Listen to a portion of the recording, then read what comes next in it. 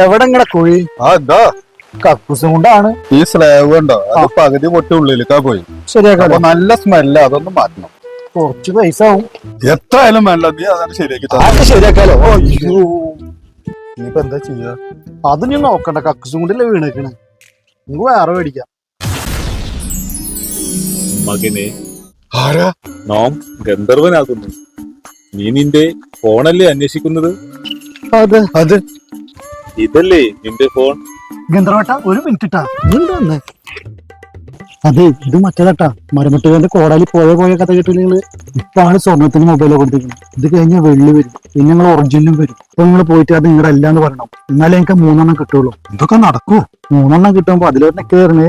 പറഞ്ഞൊന്നും മറക്കണ്ടാ. ഗന്ധർവ, ഇത് സ്വർണത്തിന്റെ ഫോണല്ലേ? എന്റെ ഫോണ് സാധാ ഫോണാ. അതെ അതെ. അന്റെ അടവെത്തിക്കാട്ടാ. കോടതി പുഴ പോയ കഥക്ക് ഞാനും കേട്ടിട്ടുണ്ട്. 2-3 പ്രാവശ്യം മുങ്ങിയെടുക്കാനേ. ഇത് പുഴല്ല, കക്കൂസും കൊണ്ടാ.